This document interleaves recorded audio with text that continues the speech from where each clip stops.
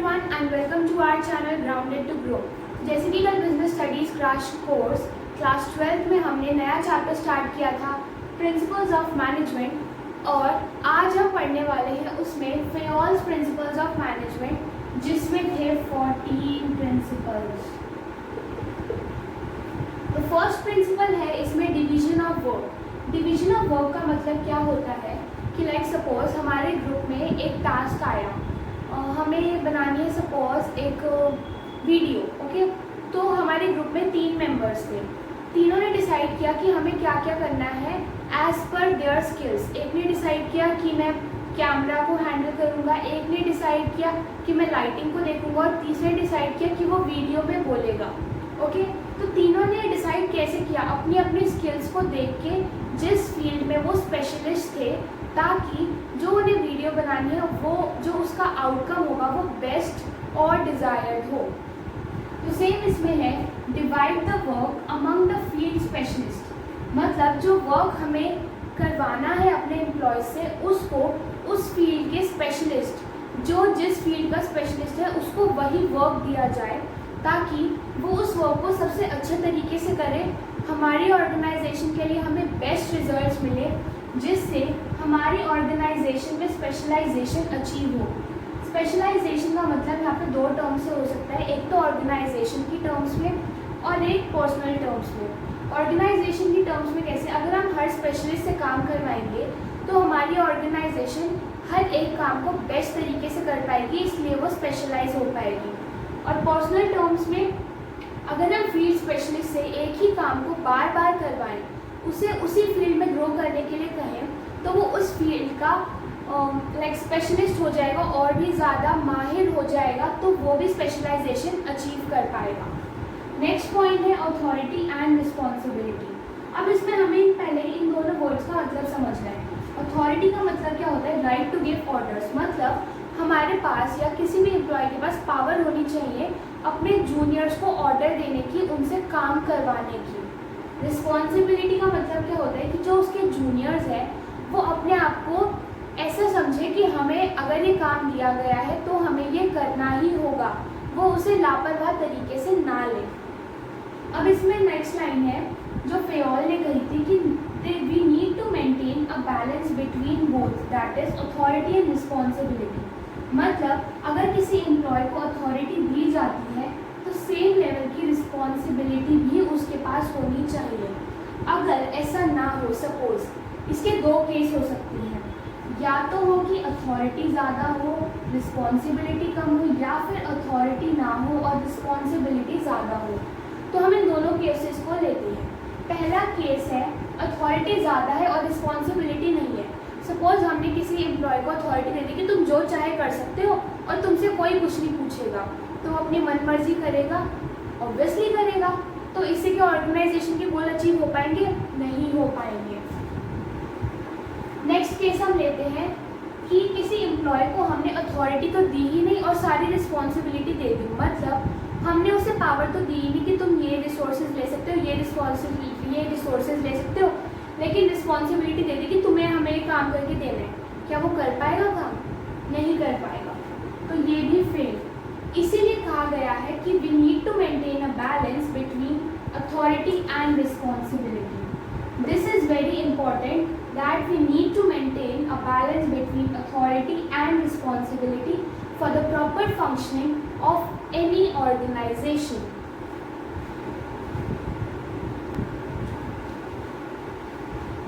तो अभी हमने पढ़े 2 principles, that is first division of work and second authority and responsibility. अब हम नेक्स्ट प्रिंसिपल्स पढ़ने वाले हैं। थर्ड प्रिंसिपल है प्रिंसिपल ऑफ डिसिप्लिन। इसका मतलब क्या है कि कोई भी ऑर्गेनाइजेशन हो उसमें एम्प्लॉयज़ को रूल्स एंड रेगुलेशंस को ओबे करना चाहिए और डिसिप्लिन में रहना चाहिए।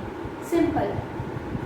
नेक्स्ट आता है unity of command. Unity of command का मतलब क्या होता है, सपोज करो हम एक एम्प्लॉय हैं और हमारे ऊपर लाइक सपोज 3 सीनियर्स है, वो मुझे ऑर्डर दे दिया, वो तीनों सीनियर्स, एक कह रहा है कि तुम मेरा काम करो, दूसरा कह रहा है मेरा काम करो, तीसरा कह रहा है मेरा काम करो। क्या मैं कर पाऊंगी तीनों का काम एक साथ? नहीं कर पाऊंगी। इसीलिए यूनिटी ऑफ कमांड में कहा गया है one boss for every employee, मतलब एक एम्प्लॉय को ऑर्डर देने वाला सिर्फ एक ही बॉस होना चाहिए। A junior should receive order from one senior only.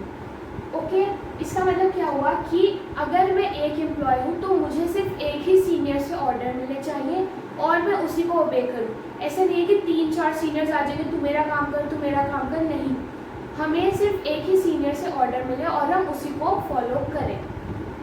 Next है unity of direction. Unity of direction का मतलब क्या है? सपोज एक ग्रुप है, उसे एक टास्क को अकम्प्लिश करना है। अगर वो ग्रुप अपने माइंड में सेट कर ले कि हमारा गोल ये है कि हम सबको इस गोल को अचीव करना है, तो वो यूनिटी ऑफ डायरेक्शन कहलाएगी। मतलब हम सबको एक ही डायरेक्शन में काम करना है इस गोल को अचीव करने के लिए। Each group having a same goal must follow one head one plan. अब इस वन हेड वन प्लान का मतलब क्या होता है कि उस ग्रुप के जितने भी मेंबर्स हैं उन सबके दिमाग में सिर्फ एक ही बात होनी चाहिए, उस गोल को अचीव करने का जो प्लान है, और किसी चीज़ को उन्हें नहीं देखना है, सिर्फ उसी प्लान को अपने दिमाग में सेट करके रखना है। ये जो दोनों प्रिंसिपल्स हैं इनकी ये लाइन आ जाती है, one boss for every employee या वन बॉस और one head one plan, then tell which principle is this. So if it comes one boss for every employee or order from how many boss we should receive order, that is unity of command and one boss. और अगर आ जाए one head one plan कौन से principal के under आता है, तो that is unity of direction. Okay, तो हमने 5 प्रिंसिपल्स कर लिए, अब हम पढ़ते हैं आगे के प्रिंसिपल्स की ओर। तो अभी तक हमने 5 principles that is 5 principles of Fayol पढ़ लिए हैं। अब हम बढ़ते हैं आगे की प्रिंसिपल्स की तरफ। 6th प्रिंसिपल है subordination of individual interest to general interest. इसका मतलब क्या है कि जो एम्प्लॉयज़ हमारी ऑर्गेनाइजेशन में क्या जो काम कर रहे हैं उनको अपने इंडिविजुअल इंटरेस्ट, मतलब जो उनके पर्सनल इंटरेस्ट है, उसको हम जो ऑर्गेनाइजेशन का इंटरेस्ट है, जो ऑर्गेनाइजेशन अचीव करना चाहती है, उसको पहले देखना चाहिए। मतलब वो अपने इंडिविजुअल इंटरेस्ट को भी फुलफिल करें, लेकिन सबसे पहले उन्हें जनरल इंटरेस्ट, मतलब जो उनके ग्रुप का इंटरेस्ट है या फिर जो ऑर्गेनाइजेशन के गोल है, उसको अचीव करने के लिए पहले होना चाहिए। इन शॉर्ट हम ये कह सकते हैं कि जो एम्प्लॉयज़ हैं उन्हें ऑर्गेनाइजेशन का बेनिफिट पहले देखना चाहिए, बाद में पर्सनल बेनिफिट देखना चाहिए, या फिर अपना बेनिफिट भी उसी में ढूंढे जिसमें ऑर्गेनाइजेशन का बेनिफिट है। तो subordination of individual interest to general interest में 2 चीज़ें आ सकती हैं कि हमें ऑर्गेनाइजेशन के इंटरेस्ट को, ऑर्गेनाइजेशन का जिस चीज़ में इंटरेस्ट है उसको पहले देखें, या फिर अपने इंटरेस्ट को भी उसी चीज़ में ढूंढें जिसमें ऑर्गेनाइजेशन का इंटरेस्ट है। नेक्स्ट पॉइंट है रेम्यूनरेशन ऑफ एम्प्लॉयज़।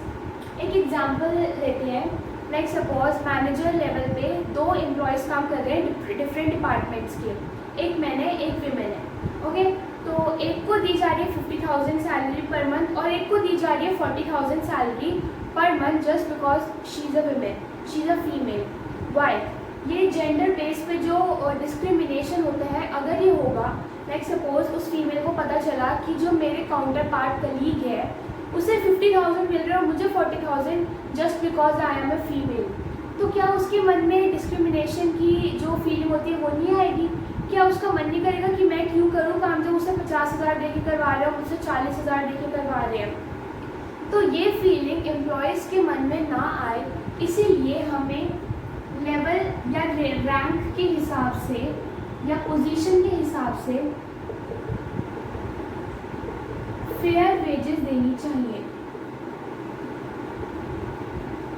मतलब हमें इस बात पे डिस्क्रिमिनेशन नहीं करना चाहिए, gender based, caste based, religion based, इन सब बातों पे डिस्क्रिमिनेशन नहीं करना चाहिए और फेयर वेजेस देनी चाहिए सेम रैंक सेम पोजीशन के एम्प्लॉयज़ को, वरना उनमें ऐसी फीलिंग आ जाएगी डिस्क्रिमिनेशन की और they will not get motivated to work for the organization's benefit.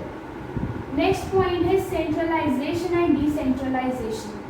अब इसमें पहले हम पढ़ते हैं सेंट्रलाइजेशन होता है और डिसेंट्रलाइजेशन क्या होता है। सेंट्रलाइज, इसको हम एग्जांपल लेते हैं top level management, lower level और मिडिल लेवल का। सेंट्रलाइजेशन में क्या होता है, जो सारी पावर होती है वो normally top level of management के पास रहती है। मतलब जो लोअर लेवल और मिडिल लेवल ऑफ मैनेजमेंट में एम्प्लॉयज़ काम कर रहे हैं उनके पास पावर्स ही नहीं होते हैं कोई भी डिसीजन लेने की।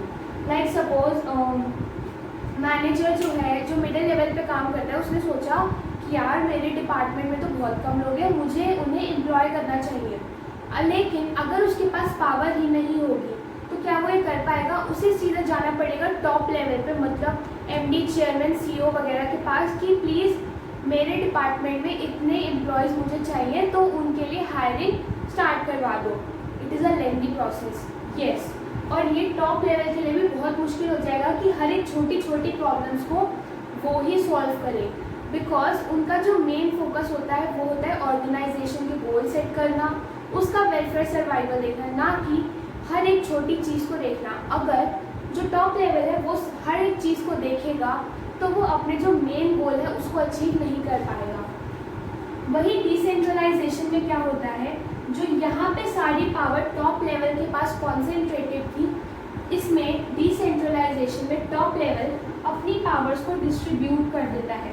टॉप लेवल ने सपोज पावर दी 3 को मिडिल लेवल मैनेजर्स को, like suppose A, B and C. Okay, top level management ने इन 3 मैनेजर्स को अपने अंडर पावर दे दी कि तुम अपने डिपार्टमेंट के लिए डिसीजंस ले सकते हो। फर्दर इन मैनेजर्स ने आगे जो लोअर लेवल ऑफ मैनेजमेंट पे काम कर रहे थे 1 2 3 4 5 6, उनको पावर दे दी कि जो तुम्हारे अंडर वर्कर्स काम कर रहे हैं, वर्कर्स, उनके लिए तुम डिसीजन ले सकते हो। तो अगर हम ये प्रोसेस ऐसे बना दें, टॉप लेवल ने मिडिल लेवल को दी, मिडिल लेवल ने लोअर लेवल को पावर दी और लोअर लेवल वाले वर्कर्स से अपना काम करवा रही है, तो अगर सपोज वर्कर को कोई भी प्रॉब्लम हुई तो क्या उन्हें सीधा टॉप लेवल के पास जाना पड़ेगा? नहीं, वो जो लोअर लेवल ऑफ मैनेजमेंट में जो सुपरवाइजर्स काम कर रहे हैं उनसे अपना काम करवा लेंगे, वो उन्हें अपनी प्रॉब्लम बता देंगे, वो वही सॉल्व कर देंगे। और अगर नहीं सॉल्व होगी तो वो इनको बताएंगे, जो मिडिल लेवल वाले हैं वो तो सॉल्व कर ही देंगे। और अगर कोई प्रॉब्लम बहुत बड़ी है तो ही हमें टॉप लेवल के पास जाना पड़ेगा। मतलब हर प्रॉब्लम के लिए हमें टॉप लेवल के पास नहीं जाना पड़ेगा। अब हेनरी फ्योल ने कहा है कि सेंट्रलाइजेशन पूरे तरीके से भी अच्छी नहीं है और डिसेंट्रलाइजेशन भी पूरे तरीके से अच्छी नहीं है। मतलब अगर हम सेंट्रलाइजेशन पूरी कर दें, सारी पावर टॉप लेवल के पास, तो भी कोई बेनिफिट नहीं होगा ऑर्गेनाइजेशन को, क्योंकि हर एक डिसीजन टॉप लेवल नहीं ले सकती। और अगर हम पूरी डिसेंट्रलाइजेशन कर दें तो टॉप लेवल के पास तो पावर्स ही नहीं बचेंगी, फिर वो पॉलिसीज, ऑर्गेनाइजेशन के गोल्स कैसे सेट करेंगे। इसीलिए हेनरी फ्योल ने कहा है कि इन दोनों के बीच भी एक बैलेंस मेंटेन करके रखना चाहिए हमें। We need to maintain a balance between centralization and decentralization for the benefit of any organization. Okay?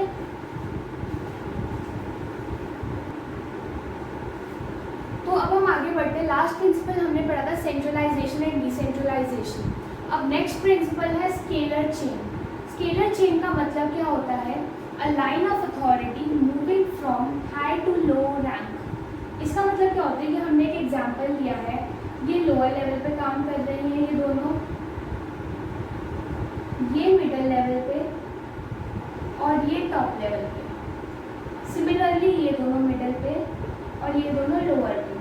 Okay, तो इसका मतलब क्या हुआ? अगर टॉप लेवल ने कोई डिसीजन बनाया तो अगर उसे ए वाले एम्प्लॉय को बताना है तो उसे पूरा पाथ फॉलो करना पड़ेगा। मतलब जो ई वाला एम्प्लॉय है वो पहले डी को इन्फॉर्मेशन पास करेगा, फिर वो सी को पास करेगा, फिर वो बी को पास करेगा और फिर वो ए तक पहुंचेगी। अब आप देखो, अगर ई से ए तक पहुंचने में इतने सारे बीच में इंडिविजुअल्स आएंगे तो वो कितना टाइम कंज्यूमिंग प्रोसेस होगा एक इन्फॉर्मेशन को पास करने के लिए। प्लस अगर वो इतने सारे एम्प्लॉय से पास होगी तो ऐसा भी हो सकता है कि बीच में जो वो इन्फॉर्मेशन है वो ऑल्टर हो जाए, कुछ चेंजेस हो जाए उसमें, ऐसा हो सकता है। तो इससे जो हमारी इंफॉर्मेशन है वो करेक्टली नहीं पहुंच पाएगी, इंफॉर्मेशन करेक्टली नहीं पहुंच पाएगी, प्लस टाइम कंज्यूमिंग। सिमिलरली हम इसको उल्टा भी ले सकते हैं। अगर ए वाले को ई तक कोई इंफॉर्मेशन पहुंचानी है तो उससे पहले वो बी को बताएगा, बी सी को बताएगा, सी डी को बताएगा, डी ई को बताएगा। तो इट्स वेरी टाइम कंज्यूमिंग। इसी का सॉल्यूशन बनाया गया है गैंग प्लान। गैंग प्लान का मतलब क्या है? अगर कोई ऐसी इंफॉर्मेशन है जो हमें एकदम क्विक नोटिस पे किसी को डिलीवर करनी है इस वाले डायग्राम में, तो हम गैंग प्लान को फॉलो कर सकते हैं। लाइक सपोज एक को इन्फॉर्मेशन देने की फैक्ट्री में आग लग गई, ओके, फैक्ट्री में आग लग गई। अगर वो स्केलर चेन को फॉलो करेगा, ए पहले बी को बताएगा, बी सी को, सी डी को, डी ई को, तो तब तक तो आग लग के सब खत्म हो जाएगा। लेकिन ऐसी इंफॉर्मेशन जो एकदम क्विकली पहुंचानी है, तब वो गैंग प्लान का यूज़ कर सकता है और सीधा ई को बता दे कि फैक्ट्री में आग लग गई, अब जल्दी से जल्दी कुछ करो। तो that where we can use gang plan, that is the short and direct path which can be used in any emergency or any such situation. Next principle आता है principle of order. Principle of order का मतलब हम organizing से relate कर सकते हैं कि there should be a specified place for every resource. मतलब organization में कोई भी resource है तो उसके लिए एक specified place होनी चाहिए, चाहे वो रॉ मटेरियल हो या फिर कोई एम्प्लॉय हो, सभी रिसोर्स है तो उन सब के लिए एक स्पेसिफाइड प्लेस होनी चाहिए, एप्रोप्रिएट प्लेस होनी चाहिए ऑर्गेनाइजेशन के अंदर।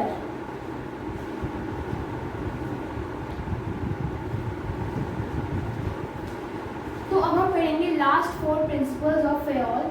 फर्स्ट 11th प्रिंसिपल है प्रिंसिपल ऑफ इक्विटी। इसका मतलब क्या है कि जितने भी एम्प्लॉयज़ हमारे ऑर्गेनाइजेशन में काम कर रहे हैं, हम उन सबको इक्वल ट्रीट करें, किसी को भी किसी के साथ किसी भी प्रकार की बायसनेस ना करें, डिस्क्रिमिनेशन ना करें।